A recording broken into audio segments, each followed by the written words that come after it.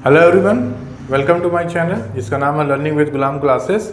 और चलिए आज हम अपना क्लास शुरू करते हैं और हम पढ़ेंगे क्लास 12 यानी हमारे क्लास 12 का जो अकाउंटेंसी है इसको हम शुरू करने वाले हैं। हमारा जो पहला चैप्टर है वो है साझेदारी फर्मों का लेखांकन। इसे कहते हैं साझेदारी फर्मों का लेखांकन। और इसमें भी जो होता है वो है आधारभूत सिद्धांत। तो इसका जो थ्योरी था कि साझेदारी किसे कहते हैं, इसकी विशेषताएं, साझेदारों के अधिकार, साथ ही साझेदारी संलेख में लागू होने वाले नियम और साझेदारी संलेख के अभाव में लागू होने वाले नियम, इन सब के बारे में हमने पहले की वीडियो में डिस्कशन कर लिया है। और आज से हम इस चैप्टर के जो हमारे क्वेश्चन हैं, प्रैक्टिकल क्वेश्चन, इसको बनाना शुरू करेंगे। तो चलिए सवाल नंबर 1 से हम इस चैप्टर के क्वेश्चन को बनाना शुरू करते हैं। सबसे पहले हम अपना क्वेश्चन पढ़ेंगे जो है, कुणाल और सौरभ बराबर के साझेदार हैं। 1 जनवरी 2017 को उनकी पूंजी क्रमशः 20,000 व 16,000 रुपये थी। लाभ बांटने के पूर्व पूंजी पर 10% की दर से ब्याज देना है। 31 दिसंबर 2017 को समाप्त होने वाले वर्ष का लाभ ब्याज देने के पूर्व 9,800 था। आप उपरोक्त लेखा करने के लिए आवश्यक पंजी प्रविष्टियां कीजिए तथा 31 दिसंबर 2017 को समाप्त वर्ष का लाभ हानि नियोजन खाता बनाइए। तो जैसा कि दोस्तों आपने क्वेश्चन देख लिया, चलिए अब हम हमारा क्वेश्चन नंबर 1 जो था उसे हम बनाना शुरू करते हैं। पहले का हम यहाँ सॉल्यूशन करेंगे और यहाँ हम बनाएंगे लाभ हानि नियोजन खाता। लाभ हानि नियोजन खाता। तो इसके जो कॉलम होते हैं वो होंगे 4, ठीक है। एक होगा हमारा इस तरीके से, तो ये है कॉलम इसके, ठीक है। तो यहाँ हो जाएगा विवरण, यहाँ हो जाएगा राशि, और फिर हो जाएगा यहाँ विवरण, और यहाँ फिर हो जाएगा राशि। ये होता है क्रेडिट साइड और ये होता है डेबिट साइड। सबसे पहले इस क्वेश्चन में दिया है कुणाल और सौरभ एक फर्म में साझेदार हैं जिनका इस वर्ष का लाभ 9,800 रुपये है। तो जब भी लाभ हानि नियोजन खाता हम बनाते हैं तो साल का जो लाभ दिया होता है उस लाभ को इस खाते के क्रेडिट पक्ष में लिखा जाता है, और अगर हानि होता है तो उसे डेबिट पक्ष में लिखते हैं। तो सबसे पहले हम लाभ को क्रेडिट पक्ष में लिखेंगे शेष लाया गया के नाम से। शेष लाया गया कितना है, 9,800 रुपये जो सवाल में लाभ दिया गया था। दूसरा था कि कुणाल और सौरभ को उनके पूंजी पर 10% पूंजी पर ब्याज मिलता है। तो पूंजी पर ब्याज हमेशा कहाँ दिया जाता है, लाभ हानि नियोजन खाते के डेबिट पक्ष में। एक बात याद रखिएगा कि लाभ हानि नियोजन खाता जब भी बनाएंगे, profit and loss appropriation account, तो इस तरफ क्रेडिट साइड में केवल 2 बातें लिखी जाएंगी। एक हमेशा लाभ लिखा जाएगा शेष लाया गया के नाम पर, और दूसरा होता है आहरण पर ब्याज। चूंकि इस सवाल पे आहरण पर ब्याज नहीं है, हम आएंगे सीधे यहाँ पर पूंजी पर ब्याज को। तो डेबिट में हम कुणाल और सौरभ को पूंजी पर ब्याज देंगे, तो यहाँ लिखेंगे पूंजी पर ब्याज खाते से। और साझेदार है हमारा 2, एक है कुणाल और दूसरा है सौरभ। तो इनके पूंजी पर ब्याज की गणना हम कर लेते हैं। कुणाल का पूंजी जैसा कि क्वेश्चन में दिया हुआ था कितना था, 20,000 रुपये, जिसपे 10% हमें क्या निकालना है, ब्याज, इंटरेस्ट निकालना है। तो ये जो 10% ब्याज है वो कितना आया हमारा, 2,000 रुपये। तो कुणाल के पूंजी पर ब्याज बना 2,000 रुपये, और सौरभ की पूंजी है 16,000 रुपये, जिसका 10% हम यहाँ ब्याज निकालेंगे। तो सौरभ की पूंजी है कितनी, पूंजी है उसका 16,000, जिसका 10% होगा ब्याज 1,600 रुपये। तो इस प्रकार दोनों के पूंजी पर ब्याज टोटल हो रहा है 3,600 रुपये। इसके बाद सवाल में और कुछ भी नहीं है, ठीक है। अगर इन दोनों का वेतन, कमीशन कुछ भी होता तो उसकी भी प्रविष्टि हम कहाँ करते, उसका भी लेखा हम कहाँ करते, लाभ हानि नियोजन खाते के डेबिट पक्ष में। लेकिन इस क्वेश्चन में केवल इतनी ही बातें दी हुई हैं, तो इसलिए अब हम क्या करेंगे, यहाँ इसका टोटल करेंगे। तो जैसा कि हमें दिख रहा है कि दोनों साइड में एक डेबिट साइड और क्रेडिट साइड दोनों की तरफ में जो है ये वाला हिस्सा ज़्यादा बड़ा है 9,800, तो इसको हम टोटल में लिखेंगे 9,800 यानी 9,800। इस टोटल को उठा के हम यहाँ लगा देंगे 9,800 और ऊपर के जो हमारा ब्याज है पूंजी पर उसको हम घटा देंगे, तो ये हो जाएगा 0 0 और यहाँ हो जाएगा 2 और यहाँ हो जाएगा 6, यानी कि 6,200 रुपये को हम 6,200 रुपये का यहाँ हमको लाभ हुआ है, प्रॉफिट। तो यहाँ हम लिखेंगे लाभ साझेदारों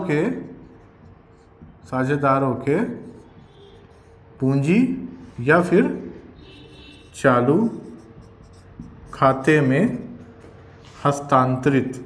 ठीक है, और साझेदार है हमारे कौन कौन, एक है हमारा कुणाल और दूसरा कौन है, सौरभ।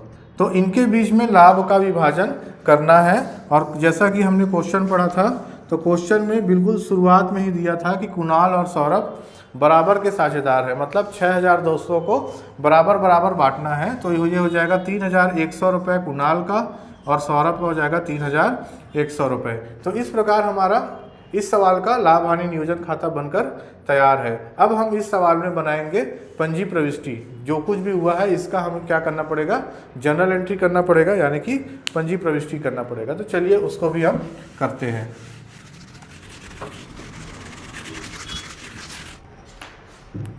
पंजी प्रविष्टि करने के लिए सबसे पहले कॉलम खींच लेंगे। ये हो जाएगा पंजी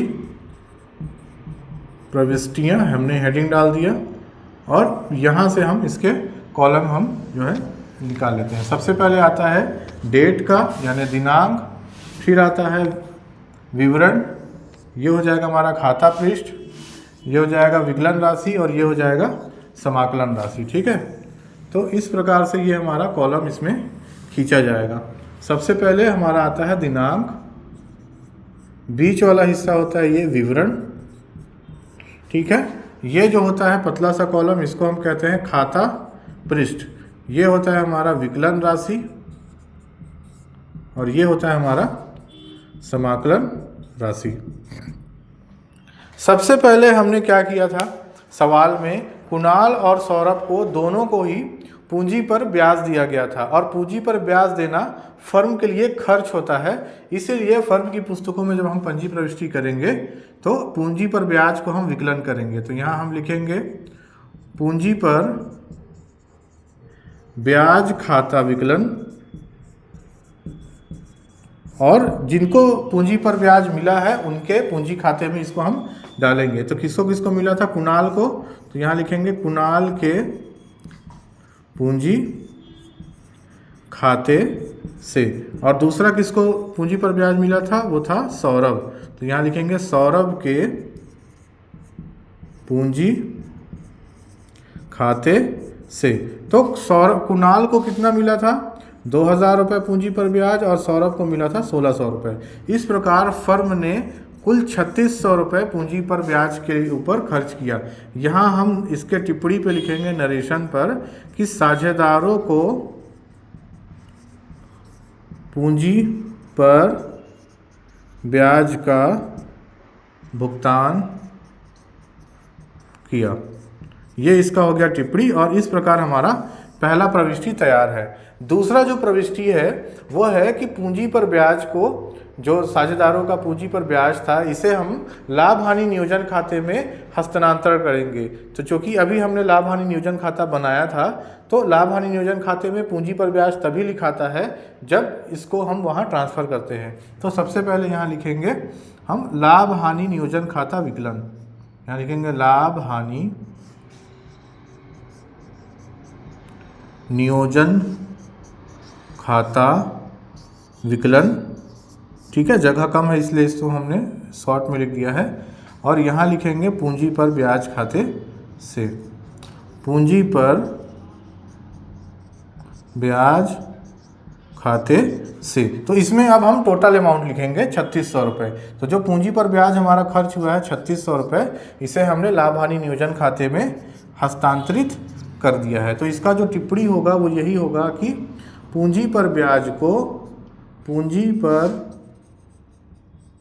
ब्याज को साझेदारों, पूंजी पर ब्याज को लाभ हानि नियोजन खाते पर लाभ हानि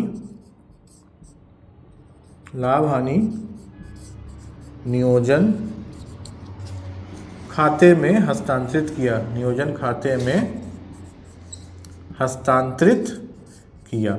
और अब आ जाता है हमारा तीसरा प्रविष्टि। 2 प्रविष्टि हमने कर ली है। तीसरा प्रविष्टि यहाँ होगा कि हमने जो लाभ हानि नियोजन खाता बनाया था वहाँ हमें 6,200 रुपये का लाभ हुआ था, जिसमें वो दोनों साझेदारों को 3,100 के बीच में बांटा था कि एक प्रविष्टि होगी। तो यहाँ हम करेंगे लाभ हानि नियोजन खाता विकलन, लाभ हानि नियोजन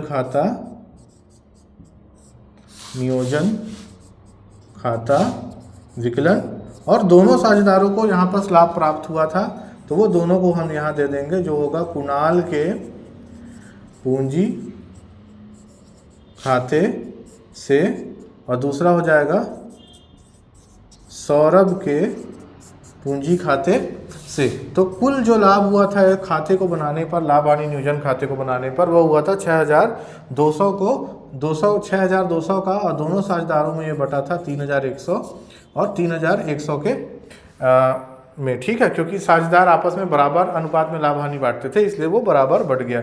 इसका जो टिप्पणी होगा वो होगा साझेदारों के मध्य लाभ का वितरण किया। तो इस प्रकार ये सवाल हमारा कंप्लीट होता है। मुझे उम्मीद है आपको ये सवाल समझ में आया होगा। आगे भी आगे के सवालों पर वीडियो आएंगी, तब तक इस चैनल पर बने रहें। चैनल को सब्सक्राइब करें, वीडियो को जितना हो सकता है शेयर करें। मिलते हैं अगले वीडियो पर। जय हिंद।